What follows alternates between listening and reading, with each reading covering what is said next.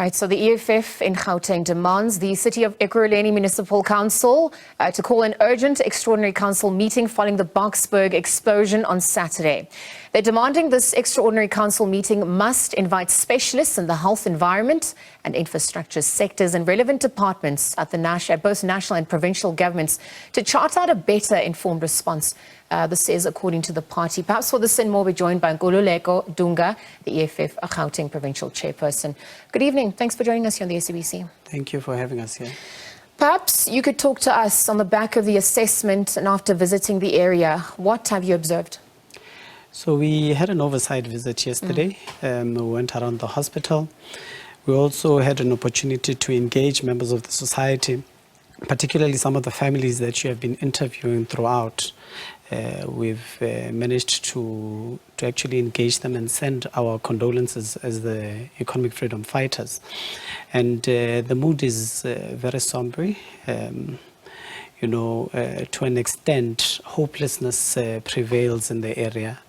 They are looking on any assistance, particularly from government, to actually come through and give them assistance. You know what was the most painful that we've had to endure yesterday was the father that you've just interviewed now, who had to tell us that he's still looking for his wife and he can't find his wife. And every time he goes past the street there, he can find actually a piece of her clothing that is still lying there, and obviously with still flesh, and there are just flies everywhere.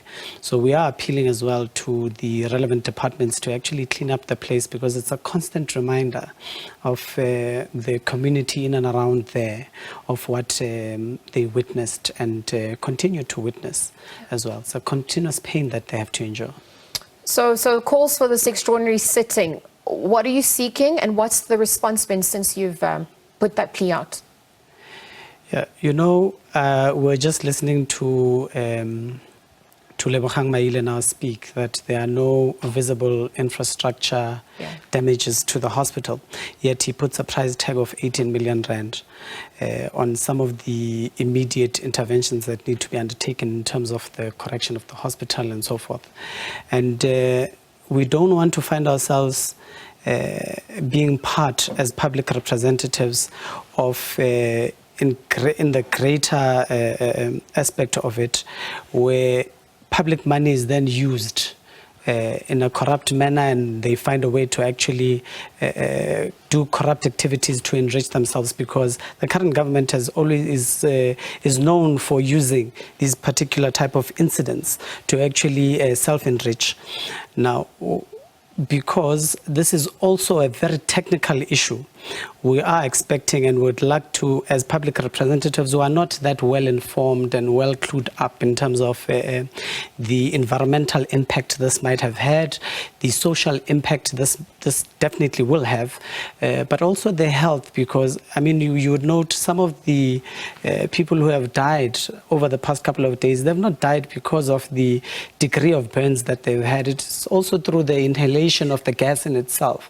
So we need a more comprehensive report, but we also need to assist as the city beyond what province and national would do. What is it that we are doing? Because these citizens are Ekhuruleni citizens, and we've got to do much more better, much more greater in ensuring that the livelihoods is intact, and also the impact on the economy of Boksburg and Ekhuruleni that this would have on it as well is of paramount importance.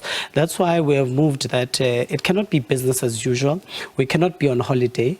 I was out of the province. I had to come back, and I had to come and see this for myself and interact with some of the families. And we genuinely think that let all public representatives who are actually appointed and elected here in the city of Ekhuruleni come together.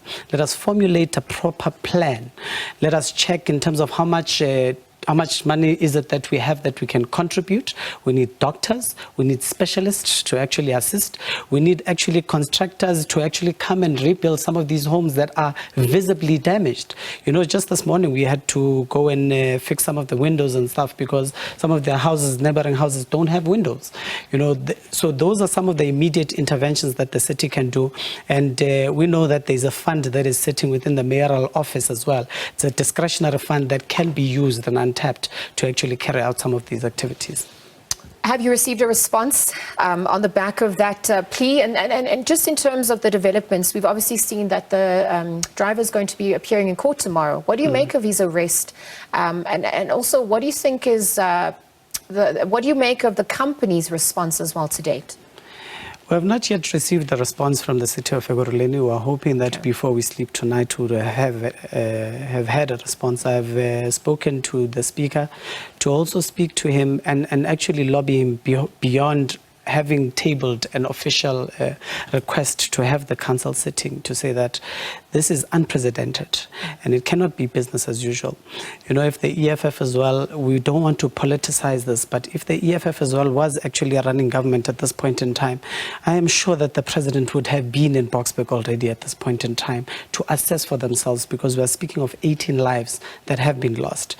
Now, it's always the role of capital to always push the buck onto what they would then define as the low-hanging fruits, which are its own workers. They become exploited not only through working hours, but also when companies have to take responsibility, they would shift that responsibility to their workers. Who should take the blame? The CEO, ultimately. He's the custodian of the operations and the management of the company in itself. He makes the decisions. He's the accounting officer. Now, therein lies the problem, because for such goods to actually move from one point to the other, there must have been thorough monitoring.